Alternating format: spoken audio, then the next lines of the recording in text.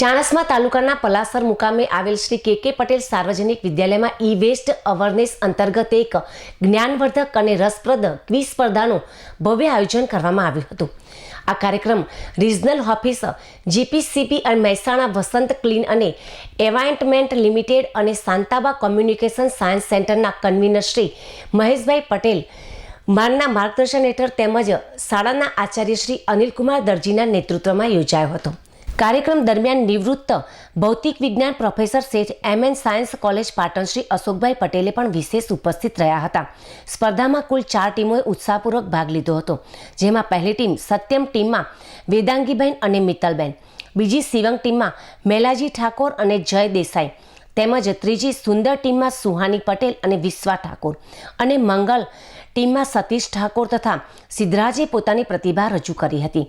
ક્વિઝનું સંચાલન શાળાની શિક્ષિકા આશાબેન પટેલ દ્વારા કરવામાં આવ્યું હતું, જ્યારે ક્વિઝ માસ્ટર તરીકે શાળાના આચાર્ય શ્રી અનિલકુમાર દરજી દ્વારા ખૂબ જ પ્રભાવશાળી રીતે સમગ્ર કાર્યક્રમનું માર્ગદર્શન આપવામાં આવ્યું હતું.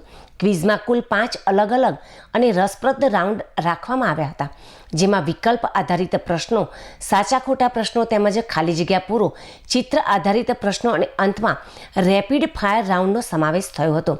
દરેક રાઉન્ડ દરમિયાન વિદ્યાર્થીઓમાં ઉત્સાહ અને સ્પર્ધાત્મક ભાવના સ્પષ્ટ જોવા મળી હતી.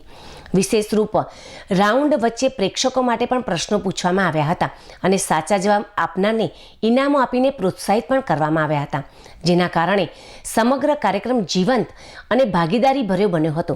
આ ક્વિઝનું નિર્માણ આચાર્ય શ્રી અનિલકુમાર દરજી દ્વારા કરવામાં આવ્યું હતું, જેમાં આધુનિક એઆઈ અને ઇન્ફોર્મેશન ટેકનોલોજીનો અસરકારક ઉપયોગ કરવામાં આવ્યો હતો. ટીમના સભ્યોની પસંદગી ડ્રો પદ્ધતિ દ્વારા પારદર્શક રીતે કરવામાં આવી હતી. કાર્યક્રમની સફળ વ્યવસ્થા માટે શાળાના ક્લાર્ક શ્રી નરેશભાઈ ચૌધરીએ મહત્વપૂર્ણ સહયોગ પણ આપ્યો હતો. આ ઉપરાંત પ્રાથમિક શાળા પલાસરના ધોરણ 7 અને 8ના વિદ્યાર્થીઓ અર્પિતાબેન સાથે મોટી સંખ્યામાં હાજર રહ્યા હતા, જેમણે ક્વિઝનો આનંદ માણતા ઈ વેસ્ટ વિષયક જાગૃતિ મેળવી હતી.